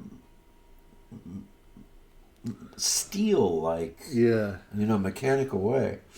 Well, it turns out that post-Soviet, that's kind of what they're into. And Gilels was one of the big star boys for the Soviet Union during the Second World War. Yeah. I think as he got along with age and stuff. Yeah. Because some of the old German conductors here in America, when he did come over here, they loved to perform with Gilels. Yeah. And I got some LPs of his Beethoven recordings. They're really stunning. I know. Really nice. Yeah. So, I was particularly fond. I interrupted. That's okay. One of my fondest memories is listening to his Opus 3. Yeah. The sonatas? The sonatas, of Beethoven, absolutely the delicacy and the preciseness. I mean, it was like listening to a string quartet on the piano. On the piano. You know, when we started talking about this, I'm talking about the Waldstein. Yeah. Well, I've got CDs and LPs of lots of different pianists playing things. Yeah. I really do like Gilel's Waldstein. Especially the variations. Okay. The third movement. Yeah. It's really beautiful. You know? Wow. You know that recording? I don't know that recording. I've only listened to the Opus 3. Mm-hmm. So, and that was impressive enough. That was very impressive enough. I remember at a Juilliard, he did a master class in Juilliard, and somebody asked him about the Rock Third, and they asked him, so I says, how long did it take you to learn that thing? And he said, I'm still studying it. Good for him. Good for him. You know, I was reading about, I think it was Joseph Hoffman. I was reading something about him yesterday or the day before. Yeah. And Rachmaninoff wrote the third piano concerto for him. For him, yeah. He never played it. Never did. Because he said, it's not really my thing. Yeah. It's very interesting. I mean, my God, you know, could you imagine how interesting that might have been had he really mastered it and played it? Yeah. Because one of my favorite, absolute, indescribably magnificent performances of the fourth Beethoven concerto. Yeah. And it's a video audio performance. It's filmed in Philadelphia. Of? The fourth Beethoven with Joseph Hoffman. Hoffman, gee. There is something pearl essence of the scales. Yeah. But not mechanical in any kind of way. No, it's not. And the way that they're shaped, and in many cases, he uses the pedal very carefully. Yeah, oh yeah. And yet the legato and the shape and everything. It's like strings of pearls. How does he do it? that? I know. You know? It's incredible, you know? Yeah. Man, I love this iceberg, dude. Oh, yeah, it's wonderful. I was going to say, if you want, I got a teeny bit of information on Mrs. Hogg. Oh, would you like to hear? Okay. Real briefly, this is the lady whose money paid for his festival. She's lived from 1882 to 1975. She's called the First Lady of Texas. Her father had been Attorney General and Governor of Texas. Wow. They say some things about her. She was an avid art collector, owned works of Picasso, Klee, Matisse. She gave a lot of stuff to the Houston Museum of Fine Arts. Served on the committee to plan the Kennedy Center. Wow, the Kennedy Center. Talk about things like that. She actually served on probably, my guess is with probably Jackie Kennedy started all this to bring more stuff into the White House that was of historical nature. Apparently, she doesn't give the date and stuff, but I imagine that was the whole project. Because there's a really cool 1-hour video that was made for CBS, I think, black and white video you can watch on YouTube. Jackie Kennedy walking this guy through the White House. Keep talking. I'll be right back. She's showing them all the furniture and various things that they managed to collect from around America that they installed in the place. And even her husband shows up at some point. So, her father was not trying to be mean to her. Turns out that her uncle wrote a rather important book. Thomas Hogg wrote a book about the Civil War. He wrote a novel called The Fate of Marvin. And there were two lady characters. One was Layla and the other was Ima. I don't know the name Ima, but one of my grandfather's sister was Ina. And then one of my grandma's friends who was married into a family, her name was Ina. So these kind of names are not that unusual, but it turns out, who's a hog, you're a hog, we're a hog, those are all made up. I was wrong about the you're a hog, because it clarifies in here. She didn't have any sisters. She only had 3 brothers. She was the only girl, apparently. And she did do some study, 2 years in New York City, piano and theory. And then she went to study with Scharwenka in Vienna for a period of time. my understanding is that the family in and of itself, because their dad was a governor, they were well-to-do for Texas people. But in 1929, wow, the year of the fall of the stock market, right, that led to the Depression, they discovered oil on their property out in Texas. Oh my goodness. And she actually used the funds from the oil. I mean, it made her super rich. But they ended up using a lot of the oil money that she discovered to help Texas and even the nation. Wow. Spreading the joy around, you know. What's really incredible, she lived that long until 1975. There's a whole part in here in this Wikipedia thing about the name. Where it came from, how she dealt with it and everything. But I'll put her picture up. Okay. She's quite a looker. Oh, yeah? Yeah, nice looking lady. Wow. I seem to remember this. I don't think she ever got married. I think she was, spinster is such a nasty word, but let's just say a single lady in her life. Wow. But anyway, that was Ima Hogg. Real person and a very influential person. Yeah. One of the great patronesses of art and culture in the United States, in the history. Wow. Okay. So anyways, that's it for all I have for as far as this James Dick. Well, but you know, that was a big little part of the yes, I iceberg know. there, I mean, wasn't it? here, let me show you the CD, folks. Take a look at this. This is what it is. And I honestly, you know, I love the fact that we can find stuff like this and share it. Because everybody can read anything about Pasolini and Horowitz and Rubinstein and all that. And we love it. Oh, We absolutely. got tons of things all over the place about it. But, you know, and some of the time, it's like we're pulling a chin hair out. Yeah. Talking about some of the stuff we do. Yeah. But, you know, that's what we do. It's the whole enchilada, the whole thing. the whole iceberg. Because, I mean, in a way, I suppose we're talking about ourselves, right? Yeah. I'm never going to be above the water. Yeah. I'm sure. I mean, I'll be a vapor. I'll be lucky to be a vapor. But the guy that I discovered last week, his name was Röntgen, right? Yeah. He was German, but settled in Holland. Uh-huh. Found the Concertgebouw, formed that trio with his two sons, wrote a whole bunch of music and all that stuff. Yeah. There's music of his in the IMS LP. Wow. You know, but you ever heard of him? But you think about it, you know, just in history, people, how many billions of people are on this planet now? Over 8? Probably at least that. How many Chinese pianists, and I mean well-trained and active ones, Yeah. do you think are actually doing things in the world nowadays? Quite a few, right? A few. Yeah. We know, what's his name? The guy I don't like, Lang Lang or whatever. Lang. Yeah. And of course, Yuja. Yuja Wang. Uh, Boy, two polar opposites.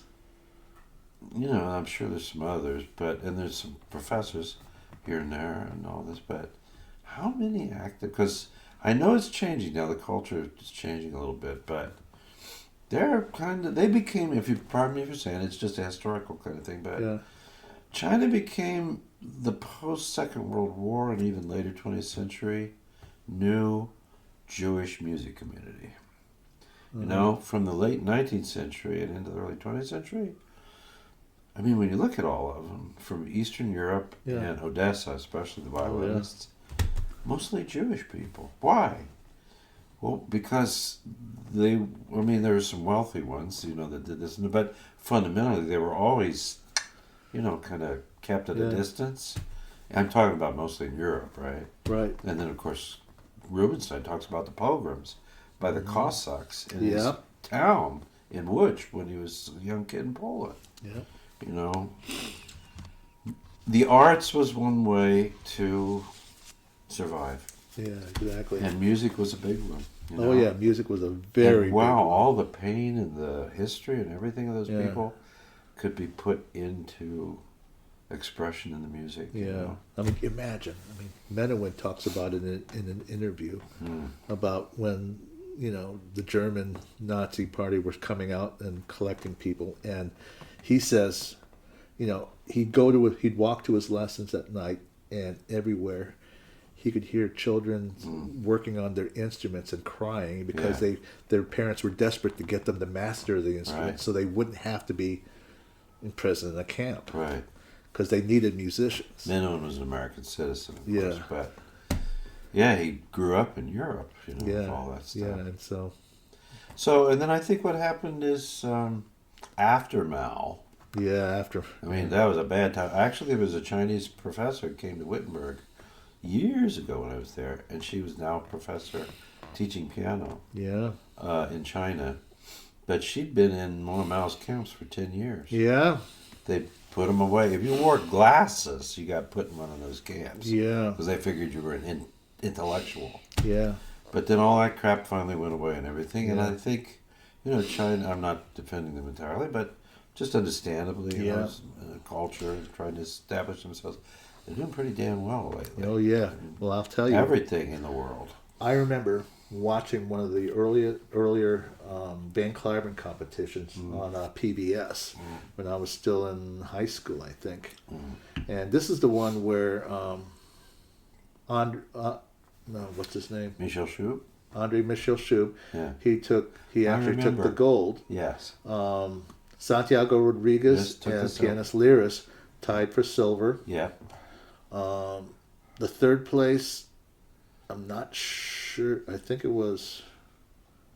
I can't even remember what his name is, but they had one of the finalists was from China, Zhu Daming, or Zhu Daming, or something like that. His last name is printed in the program as Daming, and apparently he was in one of those camps. And it was because he was learning to play the piano, and he says that he spent nights. He didn't have an instrument with him, but he was on a bunk bed and he'd practice on the top of the the bottom of the bed frame from the guy that was sleeping above him. And for his concerto for his finalists, he was a finalist. He played Rachmaninoff's Second Concerto, and. I remember watching his performance on PBS, and all I can think about, this poor soul. Yeah. He spent those years in those camps. And I think something... And he didn't even have an instrument. In the old days, let's say back then, post-Mao, well, a lot of those people, had suffered for what they did. Yeah. But then what began to happen is that Russian piano teachers would come into China. Yep. And they were doing a lot of the teaching. Yep. Now, the Soviet Russians. Yes. Right? Ashkenazi style piano teachers. And early on, the Chinese pianists kind of had a reputation of being Soviet in their approach. People would say, oh, of course, they got great technique, they play stuff, but there's no feeling. Where's the expression? Exactly. I remember... That was that early generation. Yeah. You can't say that about them now. Oh, you can't. Some of what's that Poon girl? Tiffany Poon? Tiffany Poon? Yeah. Is she really Chinese or Chinese? I don't know for sure. But let's put it this way. I mean, I don't mean to... I don't know what I would say. I don't mean to sound racist or anti-cultural or anything, but there's a lot of fine Oriental pianists now. Oh, absolutely. And... what is in the rice or the water in Korea? Oh, God. Where not just Yun Chun Lim, but this other guy that won the big Australian competition. I heard him play too. Yeah. And then Yun Chun Lim's teacher, who's now moved to Boston. Yun Chun Lim's, I mean, I hear Ignaz Friedman's sound and playing in that play. Yeah. It's potentially effervescent, and delightful. Yeah. And incredible textures, They're going to be strong when they need to be. Oh, yeah. Never ugly. Oh, no, never. Incredibly expressive and just beautiful tones. Yeah. And I would say, I've never been a fan of Long Long because he always seemed to me the worst aspect of Liberace. The showmanship kind of crap. And then Yu Jia Wang she was a child prodigy. She's just a Mozartian creative genius, right? Oh yeah, she from when she was a little kid, and those little fast. videos of her. But she plays Horowitz's arrangements and Georgie Schiffer's arrangements, and probably others better than they did. And I mean, in a others. sense. Yeah, I mean, she plays the Trish Trash Polka of Georgie Schiffer. Yeah. Of course, you know, Horowitz's performances are amazing, and so is Georgie. I guess part of the thing with her is, like the Trish Trash Polka or something like that, she still keeps it exciting, and it's still great. There's almost something that makes it seem kind of easy. Oh, yeah. You got to be careful when you do virtuoso stuff. If you're that good. Yeah. The last thing you want to do is make it seem too simple. Exactly. Because the element of risk is gone. It feels like that, but I'm sure there's great risk. Yeah. You know? Yeah, it's there's just great that risk. Her control and her, what do you call it? Just this dead-on accuracy, right? Yeah, exactly. Is extraordinary. You know? Absolutely it is. I mean, that girl's mind is working something crazy when she plays that stuff. But there was something a little hairy, like when Georgie would play. Georgie Schiffer. I mean, it would just be like, wow. And then, you know, Horowitz enjoyed the crash and boom kind of stuff, things. Although, I mean, and there were periods of time in his career where there were like little moments, like little mistakes, you know, here and there. As he went along, I didn't keep playing the same stuff, but still, in the comeback concert at Carnegie Hall and even some stuff after that, he plays some stuff, and it really set your hair on fire. Oh, yeah. And at the time, let's put it this way, there was no Yu-Jia Wang back there. And I don't know when he died, but Georgie Schiffer wasn't in America that much. He was a French citizen. Horowitz was it when it came to setting the keyboard on fire. Oh, yeah, you know? He was. I mean, apparently at his comeback concert, even Van Cliburn was there. Everybody. Oh, of course, went to hear Horowitz at Carnegie Hall. This was like, he'd been gone for 12 years. Yeah. And suddenly he's back there. There's a really wonderful moment, though. Yeah. He starts out with the Busoni arrangement of the organ prelude. Organ toccata. Yeah, toccata. Dum dum da da. Yeah. Just the very beginning. Yeah. Yum bum ba da dum, bum bum ba da dum. And but it was bum bum ba da. Yeah.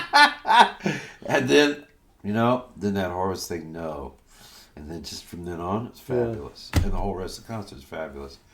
But people note that historically, even Horowitz.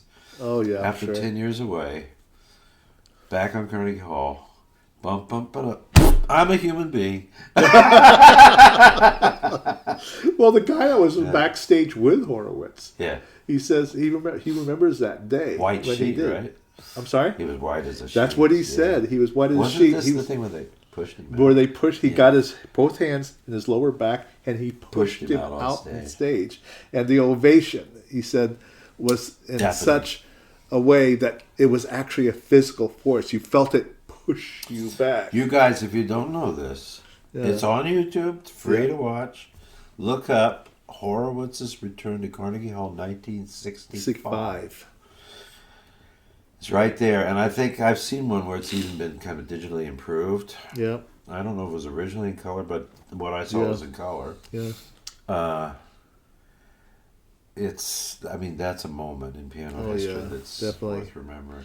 Yeah, but it whatever mistakes, notation, clinks or whatever, I think I could forgive that. Oh, of course. Just the... No, of course. Rubinstein famously said, I played so many wrong notes in my career, I could have built a second career out of all the wrong notes. Notes, exactly. He also said, the more wrong notes he makes, the deeper he bows.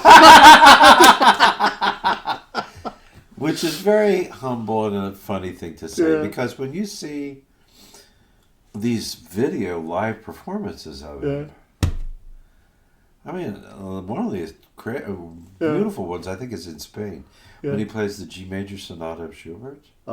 Yeah. It's regally beautiful. Oh, absolutely. Just fabulous playing.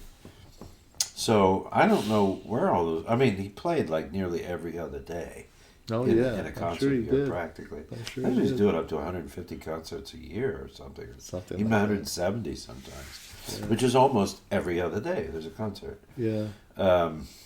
Good for him, Yeah, absolutely. Indefatigable. Yeah. So. Well, look, we have an hour and 45 minutes, and so. Yeah. Well, is it enough, you think? I think it is. Okay. That's okay. We kind of went over the last time. Yeah, last time we did. Together, and we were so excited and everything. Oh, yeah. Plus, we were eating. Oh, yeah. I'm going to fix something. I'm assuming we'll probably do another one in 2 or 3 weeks. Yeah. I think I'm going to fix this special dish for you. Oh, gosh. It's a Filipino thing. Uh-oh. And there's a holiday in February that's connected with it, I think. But I'm kind of, it's a surprise. All right. So, folks, I hope you enjoyed our show today. For some reason, I felt I was in a good mood today. Yeah. Yeah, I was in a very good mood to come in today. Well, I'm very relaxed too. This on a Friday. See, I do shiatsu every other week for some clients. Yeah. And then like the Friday, like this Friday, I'm not doing it. Yeah. So when you asked to do the show, you were okay with I it. thought this would be great. And then, as I said, I didn't have anything else scheduled. Yeah. So, anytime you want to do it on a Friday, which happens to be a Friday that I'm not doing anything, I'll let you know. This is a very relaxed day for me. I know. For some reason, I felt relaxed too. And even the jokes were good. I thought, we were sitting here laughing, talking about.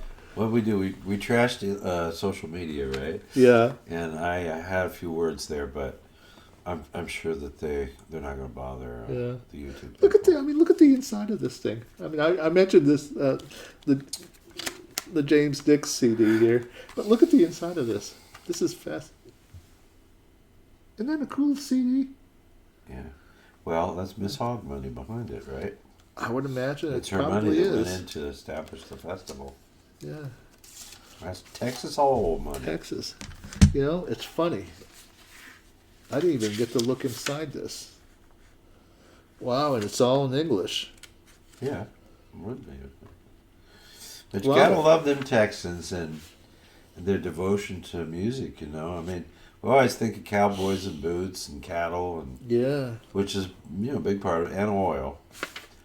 But I wonder if it might have been different if Van Cliburn hadn't gone and did what he did. He came from Texas. He's from Fort Worth, right? Yeah. And he went over there and won the very first international Tchaikovsky competition. Yeah, well, he had already won the Levin trip before that. And when he came back, they gave him a ticker tape parade in New York. And the primary people that had that just not so long before him, or at that time, after him, were the astronauts. Yeah, exactly. It was a big deal for a concert pianist. Did anybody hear that ever? The ticker, I don't think it's ever happened. There was a ticker tape. You can see news video of him in the car, sitting in the back, waving to people. Yeah, waving to people. And that stuff he's going like this, and then he goes up. Oh my! It's so very gracious. The Texas charm. And then like this. He comes back home, and even I know a little. I told you I met him. Well, kind of. Yeah. He was an infamous night owl. Oh. He would get up at 6 p.m. and he would stay up until at least 6 a.m. early morning, and then he'd sleep.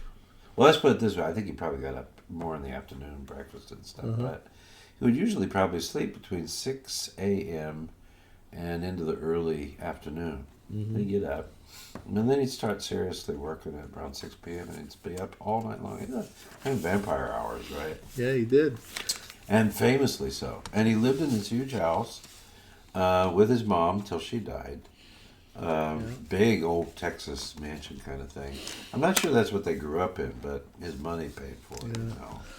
And then Boulder is a very interesting place in terms of the people that it attracts. Yeah. But he had some friends at Boulder, and he would. Apparently, that's what I learned about when I was a doctoral student there. And he would come to Boulder, and people said they'd see him out at night, on the streets, or going to a club or something like that. And I ran into him one time. Yeah. I wonder if Larry Graham and he were friends at all somehow, because Larry Graham won. He did not win, but he was the audience favorite at the Queen Elizabeth of Belgium competition. Yeah. And he had a big career, He's a great pianist. I've got some stuff where I don't know if it must be a studio he still has. Yeah. He's a much older fellow now, but he's always very thin. And he was one of the early free-wheeling rock climbing people. Oh, wow. No ropes or protection. Mountaineers type. Yeah, he did that kind of thing. And the free something rock climbing where they would climb on the boulders and the sides of the mountains. It's crap and up there. He was one of the first people to do it. And for years he lived in a trailer out in this community south of Boulder up towards the mountains a little bit. Very interesting people. There was a very famous yoga teacher in that area for years. And he lived in that community. And Larry lived there. I think it was a very special, spiritual, artistic kind of place. Yeah. And Larry was a very famous teacher and had a lot of good students. And I loved listening practice. And occasionally, I forget I was working on some things, but even my teacher, Mr. Spoon, would say, "Why don't you take this to Larry and play it for me? You might have some good ideas."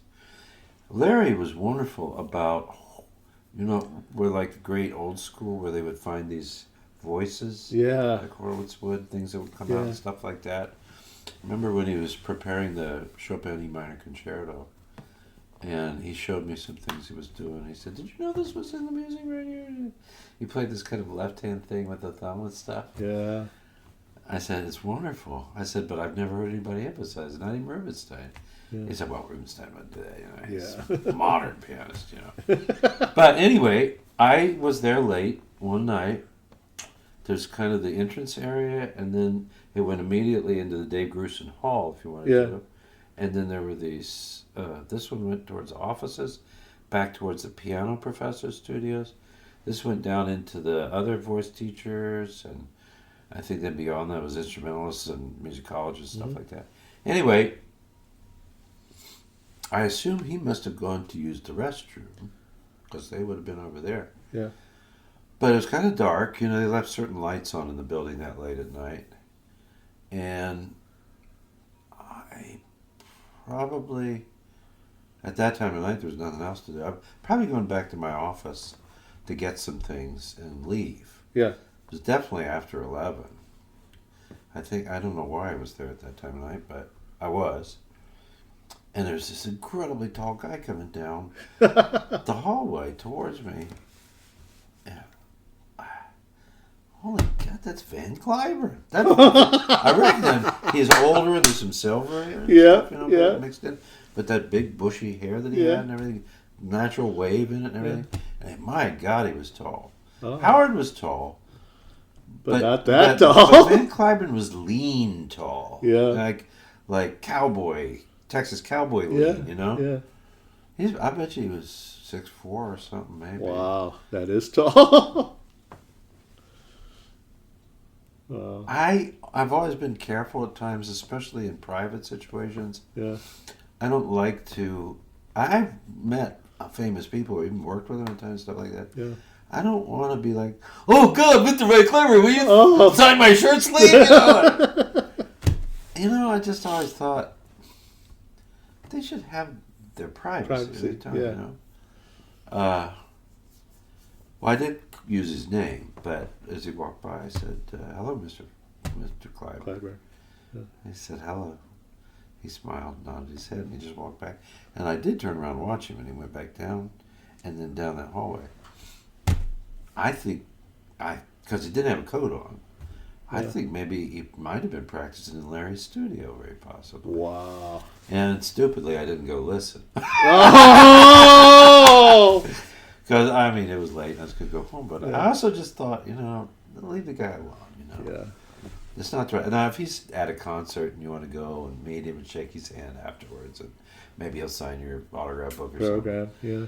But when the guy just took a whiz and he's probably just spend some time on his own. And leave me alone. Yeah. But I did meet him. I didn't shake his hand, But I said, hello, Mr. Clyburn. I mean, how do you not say hello, Mr. Clyburn? And he just smiled and said hello. And he kept walking, Wow.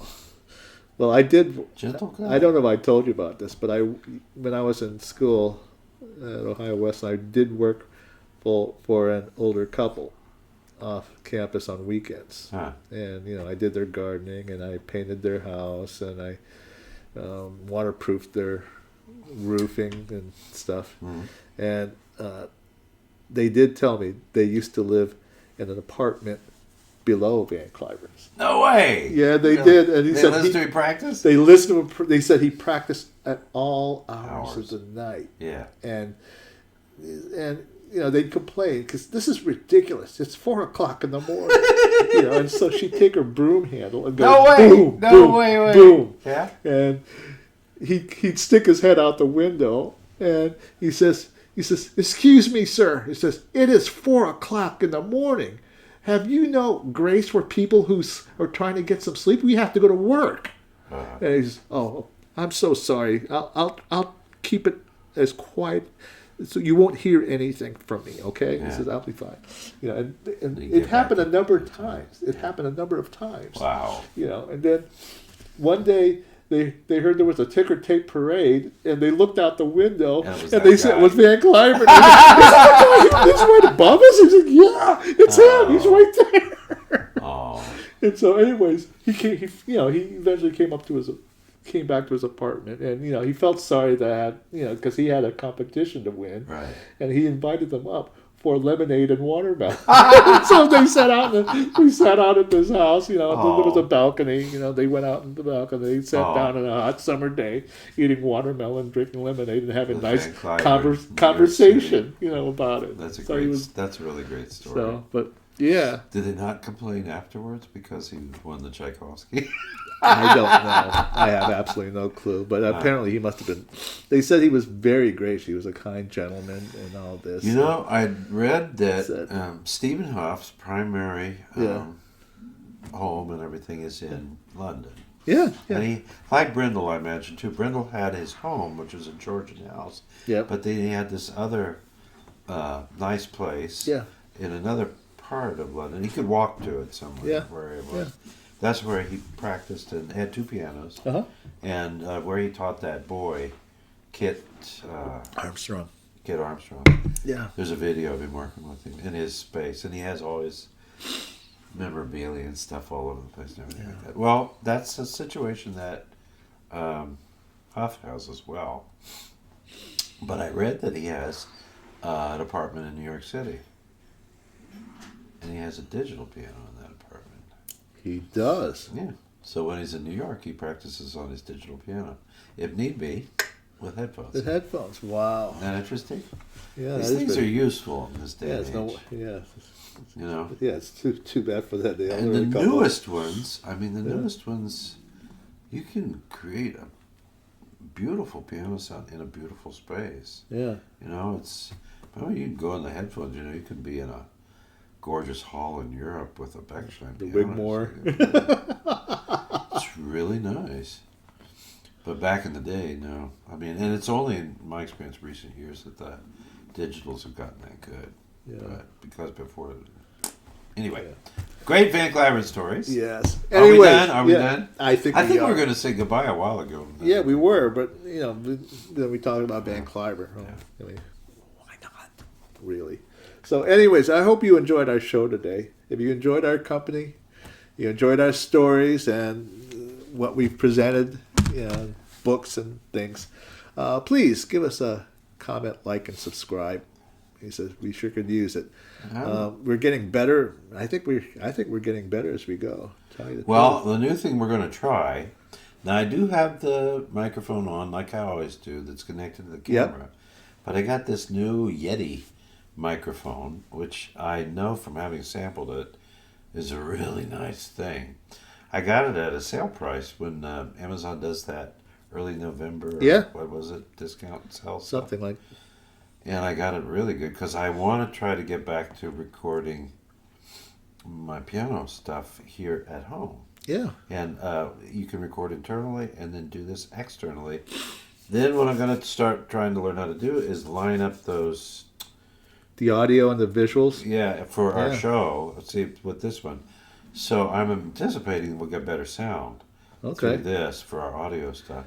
It sounds like a plan. Maybe I can take my skills that I learned from that to that. Wow. And start trying to do stuff.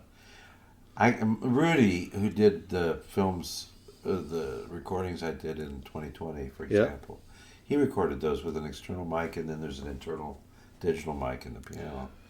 But it just creates this ambient sound, which is great. And he was able to just lock those things up. Wow. So they're perfect. But one of the reasons I thought I'd give this a try is that little mic over there, and when we talk here, there's a delay between the audio and the video. So I'll go, ha, ha, ha, and it'll go like this, and then you'll hear, boom. Yeah. There's a delay. So I'm hoping maybe this, I think it might pick it up. We'll see. Yeah. And then maybe I can even adjust it slightly. So, like Elmer was saying, sometimes when we're talking, it looks like one of those martial arts Asian films. Yeah, from the Shaw Brothers. You go, and you go, I'm going to kill you. Comes afterwards. You will deny. Yeah. We'll see if we can clean it up a little bit. So we're becoming a bit more savvy, technically. Yeah. But we've always been savvy in terms of our knowledge and our presentation. Yes, absolutely. And God knows we can talk forever about it. But it's a big iceberg. Oh, yeah, a very big iceberg. So. Oh, boy. I am so happy I found this. Yeah, it's interesting. Yeah. So, folks, come back for more next time. Okay, find out what we're listening to. Find out what we're reading. And perhaps even find out what we've been practicing. Yeah. So, come back for some more stuff. This is... I'm Dr. Mark. I'm Elmer. And we are... Marc and Elmer's PSI Piano Scene Investigations. See you guys next later. time.